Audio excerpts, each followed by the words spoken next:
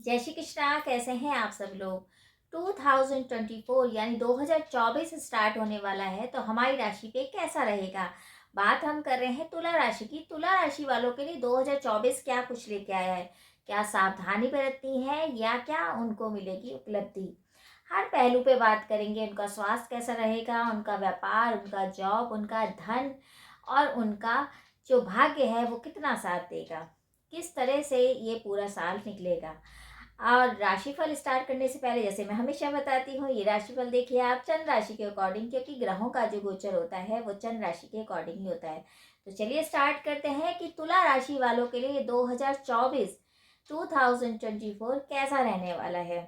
देखिए, शनि की स्थिति बहुत मजबूत है। शनि आपके पंचम घर में है, तो आपके स्वास्थ्य में भी इम्प्रूवमेंट होगा, आपके एजुकेशन में भी इम्प्रूवमेंट होगा, और सबसे बड़ी बात है, आप जो सोच रहे थे, जो आपकी कल्पना थी कि हम ये गोल अचीव करना चाहते हैं और नहीं कर पा रहे थे, वो भी आपकी विशेष, आपकी गोल पूरे होंगे, यानी लक्ष्य आप प्राप्त कर लेंगे।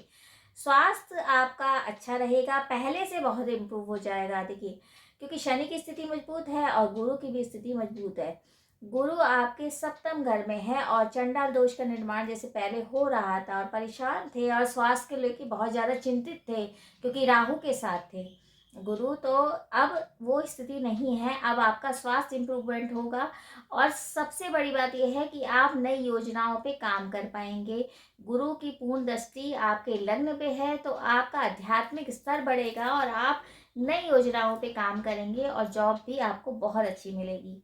राहु छठे घर में पहुंच गए हैं, तो शत्रुओं का नाश करते हैं, क्योंकि त्रिक भाव में जो राहु है वो अच्छे कहलाए जाते हैं। तो छठे भाव में राहु आपके शत्रुओं का नाश करेंगे, ऋण का नाश करेंगे, और सबसे बड़ी बात यह है कि ऋण के साथ साथ जो षड्यंत्र आपके खिलाफ हो रहे थे उनका उजागर करेंगे।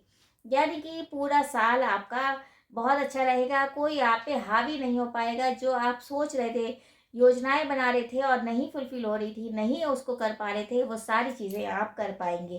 केतु आपके 12वें स्थान में पहुंच गए हैं, यानी कि अध्यात्म की तरफ आप जाएंगे। केतु का मोक्ष कारक होते हैं ग्रह। अब केतु जब 12वें स्थान में है, तो कहीं ना कहीं आप आध्यात्मिक होंगे, स्पिरिचुअल आप बहुत ज़्यादा हो जाएंगे, मंत्र सिद्ध कर सकते हैं। आपके अंदर एक विरक्ति भी आएगी कि और वो पॉजिटिव विरक्ति होगी, मतलब ऐसा नहीं होगा कि आप मतलब परेशान हो जाए। केतु हमेशा 12वें स्थान पे अच्छे माने जाते हैं। तो आप जो प्लानिंग कर रहे थे उसमें केतु आपको सपोर्ट करेंगे, और आपकी यात्राएं भी अधिक होंगी, यात्राओं से आपको लाभ भी मिलेगा। राहु की स्थिति बहुत अच्छी है और केतु की भी अच्छी है और गुरु की भी अच्छी है। बस थोड़ा सा ध्यान तब रखना पड़ेगा जब गुरु अष्टम में आएंगे 24 अप्रैल को, जब वो अष्टम भाव में यानी कि वृषभ राशि में आ जाएंगे, तब थोड़ा सा ध्यान रखना पड़ेगा स्वास्थ्य के हिसाब से। हालांकि इतना कोई कष्ट नहीं होगा, लेकिन तब आपको थोड़ा सा आपको ध्यान रखना पड़ेगा। स्थिति सारी बहुत अच्छी है ग्रहों की। सोचे समझे कार्य आपके पूर्ण होंगे, आपका भाग्य उदय होगा, भाग्य आपको पूरी तरह से सपोर्ट करेगा। बस ध्यान ये रखने की बात है कि थोड़ा दाम्पत्य जीवन में परेशानी आ सकती है। सोच समझ के अगर आप पार्टनर से बात करते हैं, कोई भी तरीके में जल्दीबाजी नहीं करनी है। किसी भी तरीके से जल्दबाजी में आप कोई ऐसा स्टेप ना उठा लें जिससे आपके संबंध विच्छेद हो जाएं। तो कोशिश ये करिए, इस तरह की सिचुएशन आपकी बन सकती है, लेकिन फिर भी पूरा देखा जाए, पूरा साल आपका अच्छा जाने वाला है। पहले से सिचुएशन बहुत बेटर है। शनि की पूर्ण दृष्टि तीसरे घर पे है, इसलिए थोड़ा सा बस दाम्पत्य जीवन में आपको ध्यान रखना है। अन्यथा हर लहजे से, हर तरह से आपके लिए उन्नति के अवसर आपको मिलते रहेंगे। अब हम करते हैं महीनों के बाद कि मंथ वाइज आपको क्या सावधानी बरतनी है और क्या आपके लिए अच्छा रहेगा, कौन सा महीना क्या उपलब्धि लेके आए। देखिए, जनवरी की बात करते हैं तो ये महीना आपके लिए बहुत खास रहेगा। ये महीना आपका बहुत खास रहेगा। नया साल और नई उपलब्धि के साथ शुरू हो तो कितनी अच्छी बात है। यानी कि जनवरी आपके लिए बहुत अच्छा रहेगा। नए काम की योजनाएं बन सकती हैं, जॉब में चेंजेस हो सकते हैं, और जो सोची समझी आपकी कोई योजना थी उस पर आप काम स्टार्ट कर सकते हैं। यानी कि कोई नया बिजनेस, नया काम आप स्टार्ट कर सकते हैं। तो जनवरी का महीना काफ़ी अच्छा रहेगा। फरवरी के महीने में थोड़ी सी आपकी तबीयत खराब हो सकती है, कोई इन्फेक्शन हो सकता है, बाहर यात्रा करने के कारण आपको हो सकता है इन्फेक्शन का खतरा हो जाए, इस बात का ध्यान रखना है। वरना फरवरी के महीने में यात्राओं से तो लाभ है, बस थोड़ा सा स्वास्थ्य का आपको ध्यान रखना पड़ेगा। मार्च के महीने में उन्नति के योग हैं। देखिए, उन्नति और स्टूडेंट के लिए बहुत अच्छा रहेगा मार्च का महीना। आप अगर सरकारी जॉब चाहते हैं, सरकारी अगर आपको जॉब चाहिए, तो इस महीने आप बहुत कुछ कर पाएंगे। मार्च के महीने में काफ़ी उपलब्धि आपको मिलेगी, आपके रुके हुए काम भी होंगे, जॉब चेंज हो सकती है, धन के भी आवागमन बनेंगे। लेकिन बस यही है कि जैसे थोड़ी बहुत सावधानी आपको बरतनी पड़ेगी कि जो आप डिसीजन ले रहे हैं वो किसी की सलाह से लेंगे तो अच्छा रहेगा। अगर हम अप्रैल की बात करते हैं, तो अप्रैल के महीने में काफ़ी हद तक चीज़ें सॉल्व होंगी। यानी पुराने जो काम अटके हुए थे, जो आप चाह रहे थे कि मुझे ये सुखों के लिए कुछ लेना है और आप नहीं ले पा रहे थे, तो अप्रैल का महीना बेस्ट है। सारी रोकी हुई जो भी काम थे, रुके हुए काम, रुका हुआ धन अप्रैल के महीने में मिलेगा। अप्रैल का महीना बहुत अच्छा जाएगा। मई के महीने में देखें तो कोई मांगलिक कार्य होने के आसार हैं, जैसे कि अगर आप विवाह नहीं कर पा रहे हैं या विवाह के इच्छुक हैं और नहीं हो पा रहा है, तो विवाह होने के पूर्ण योग हैं। पूर्ण तरह से आपको सपोर्ट मिलेगा गुरु का भी और शनि का। आपके विवाह के योग बने हुए हैं और हो सकता है कि विवाह तो हो, लेकिन साथ साथ आपको कुछ ऐसे संबंध में मिले जो कि आपके तरक्की के लिए हों। यानी कि अगर आप पार्टनरशिप में कोई काम कर रहे थे, तो कोई ऐसा पार्टनर आपको मिल सकता है जो आपके बिजनेस को ग्रो कराए। तो विवाह के भी पूरी तरह से योग बने हुए हैं मई के महीने में, और आपके बिजनेस में भी इम्प्रूवमेंट, यानी बिजनेस में एक ग्रोथ का भी टाइम है। अगर हम मई के बाद जून की बात करें, तो थोड़ी बहुत सावधानी बरतनी पड़ेगी। सोची समझी जो योजना थी वो शायद आपके शत्रु मतलब कुछ ना कुछ विरोध करेंगे, लेकिन फिर भी शनि अच्छे हैं और राहु अच्छे हैं, तो आपको उस विरोध का सामना करने की शक्ति मिलेगी और आप विजय भी प्राप्त करेंगे। तो थोड़ी बहुत जून के महीने में सावधानी आपको बरतनी पड़ेगी।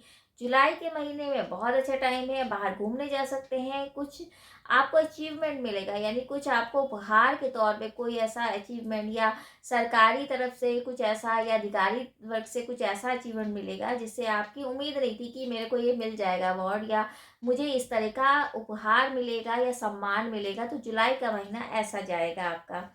अगस्त के महीने की बात करें और सितंबर के महीने की, यानी दोनों महीने में आपको बाहर घूमने का अवसर मिलेगा।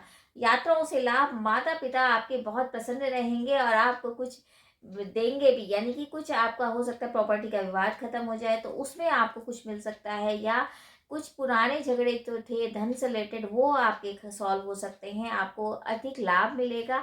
तो यानी अगस्त और सितंबर के महीने में कुछ लाभ मिलेगा। पुश्तैनी कुछ काम ऐसा हो सकता है जिससे आपको अचानक से सडनली कुछ ऐसा लाभ मिले और धन से रिलेटेड जो दिक्कतें थी वो दूर हो जाएं।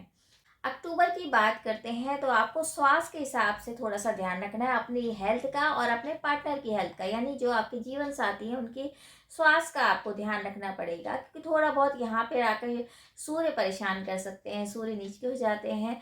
तो कार्तिक का महीना जो होता है ना, अक्टूबर नवंबर का, उस टाइम आपको स्वास्थ्य के रिलेटेड थोड़ा सा दिक्कत का सामना करना पड़ सकता है। आपका जो पार्टनर है उसके स्वास्थ्य का विशेष ध्यान रखें, कुछ हिडन प्रॉब्लम उनको हो सकती है, ये थोड़ा सा सावधानी वाला टाइम है। अंतिम महीना आएगा दिसंबर का, क्योंकि नवंबर के महीने में भी आपको स्वास्थ्य का ध्यान रखना है, बाकी सब ठीक रहेगा।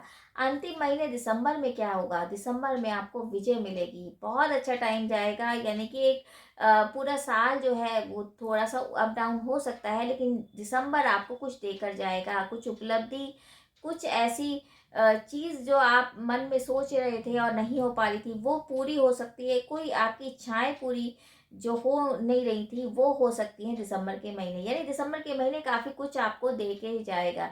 2024 आपको जाते जाते कुछ खुशियां दे के जाएगा जो आपको यादगार रहेगा, जो आपकी यादगार बन जाएगी। तो ये तो था जनवरी से लेकर दिसंबर तक के महीने की कौन सी सावधानी बरतनी है और कौन से महीने अच्छे जाएंगे। अब हम उपायों की बात करें, देखिए तुला राशि के स्वामी जो है वो है शुक्र। शुक्र से रिलेटेड आपको क्या काम करना है, देखिए महालक्ष्मी के मंत्रों का जाप, आप अगर सफ़ेद चीज़ों का दान करते हैं या लाइट कलर के कपड़े पहनते हैं तो बहुत अच्छा रहता है। सफ़ेद चीज़ों के दान में आप आटा, चीनी, चावल ये दान कर सकते हैं शुक्रवार के दिन, और खीर बना सकते हैं अपने घर में शुक्रवार के दिन और छोटी कन्याओं को आप खिला सकते हैं। महालक्ष्मी के मंत्रों का जाप करेंगे या शुक्र के बीज मंत्र का जाप करेंगे तो अति शुभ रहेगा।